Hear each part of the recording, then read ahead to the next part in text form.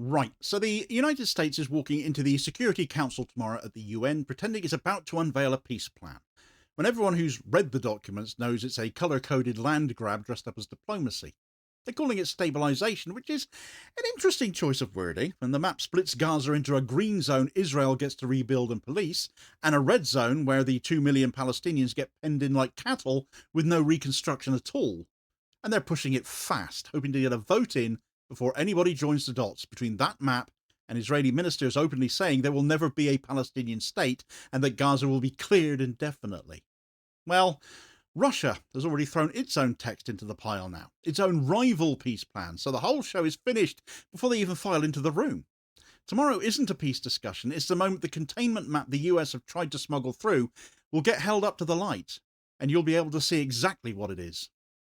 Right, so the United States is walking into the United Nations Security Council expecting to run the show as usual. It goes their way or it gets vetoed. They are assuming the usual sham is performed once again, that the usual diplomatic choreography will be enough to get their Gaza resolution through, that people won't read too deeply into the details or ask why the document is being circulated at speed or why the language inside it is thinner than usual on political commitments and thicker than usual on security powers. They think the world will accept the headline that this is about stabilisation, reconstruction, and an orderly post-war transition.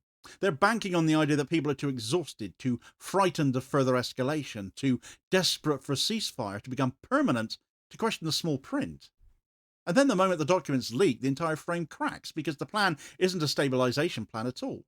It's a partition architecture designed to entrench Israeli control over the most strategically valuable parts of Gaza, backed by foreign troops, and run under Israeli coordination, all wrapped in the thin language of peacekeeping to give it a patina of legitimacy.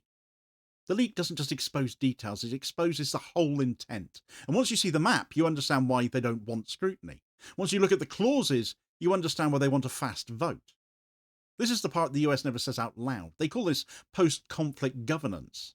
But the documents describe control split by concrete, population divided by design, and authority concentrated in exactly the place Israel wants it and nowhere else. The green zone is the heart of it, and it's been described plainly. A secure corridor carved east of the yellow line, reconstructed, patrolled, stabilised by foreign troops, coordinating directly with Israel. That's the centrepiece. That's where the machinery sits. You don't need poetic language to see what that is. It's a controlled redevelopment strip. The documents show foreign forces operating inside Gaza under Israeli oversight. They show reconstruction happening where Israel wants it and in their interests, and not where Palestinians will live.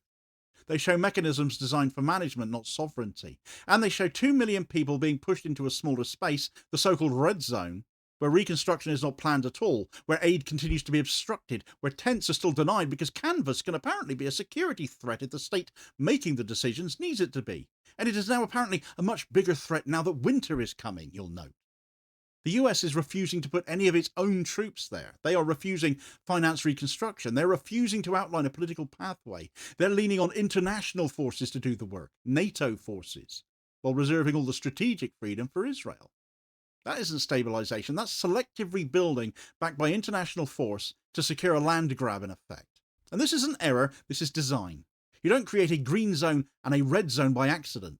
You do it when you want to concentrate Palestinians in a space you don't intend to develop and concentrate power in a space you do intend to take over and control.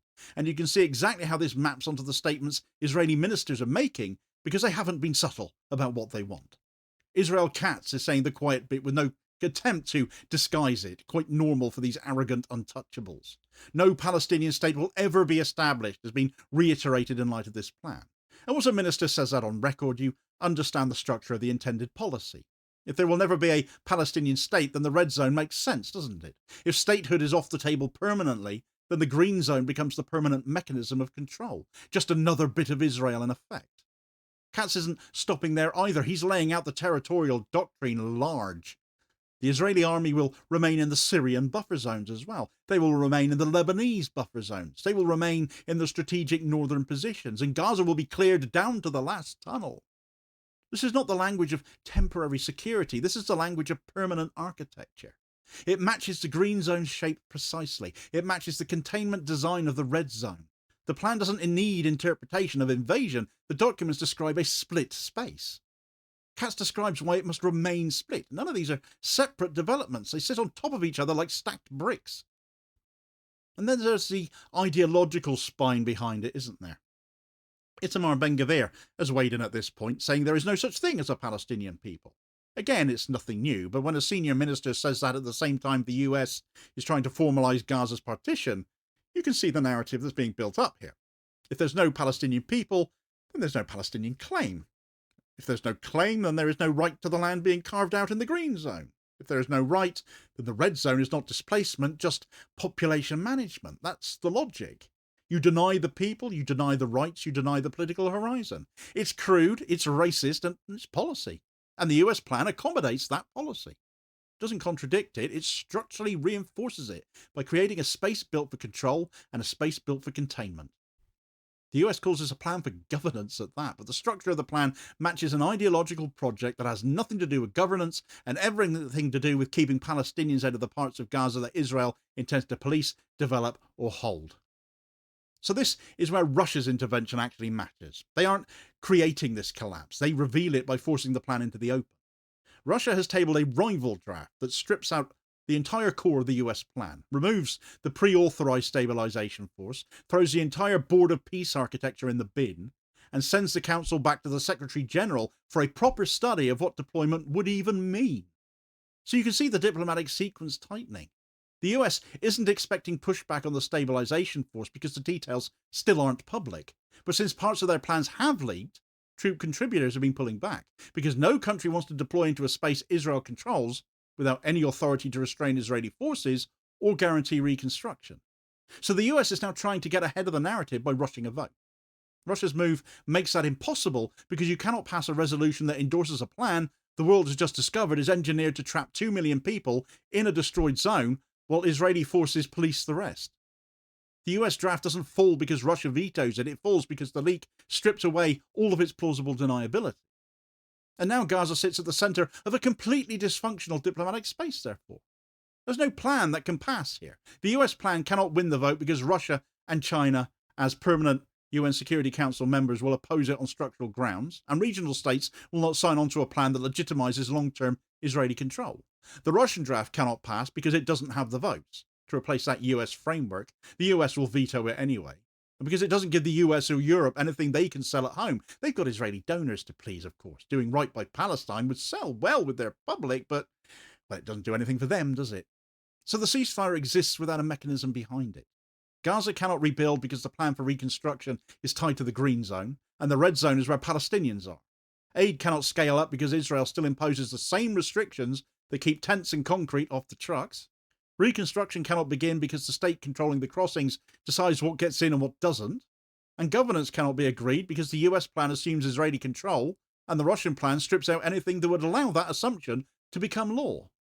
So you can see how the ceasefire becomes a holding pattern rather than a path forward, and you can see why the US tries to move fast. Once the leak comes out, the entire strategy depends on momentum. When Russia forces the discussion to slow down, the US loses the only advantage it has, the ability to pass a plan before people know what's in it.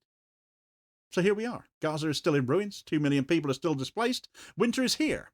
Aid is still being blocked on the same pretext. The US is exposed for trying to push through a plan that entrenches Israeli control of the best land in Gaza. Israel's ministers are telling the world exactly why they want it. And the Security Council is paralysed because it cannot legally or politically endorse a plan built on permanent occupation, population containment, and denial of Palestinian statehood. The US doesn't lose the vote, they lose the facade. And once you've lost the facade, the plan collapses under its own weight. Because you cannot run a peace process on a map designed for control. Not openly, not after the documents leak. Not after Katz spells out the doctrine, and not after Ben-Gvir makes clear that the ideology behind it denies the existence of the people who will be living in that red zone. It's all out in the open now. The plan doesn't fail because Russia objects, it fails because the world can see exactly what the US and Israel are trying to pull, and it stinks. Of course, this has recently been reinforced by another country entirely, Indonesia as it happens, who have put 20,000 ready-to-go peacekeepers all set to deploy at a moment's notice. But they've got no relations with Israel, and they are well respected by Palestine, and therefore they're the last people on earth the US and Israel want to be involved in the peacekeeping. And of course Indonesia knows it, don't they? They've called their bluff. So get all the details of that story here. Please do also hit like, share, and subscribe if you haven't done so already, so as to ensure you don't miss out on all new daily content, as well as spreading the word and helping to support the channel at the same time, which is very much appreciated, holding power to account for ordinary working class people, and I'll hopefully catch you on the next one. Cheers, folks.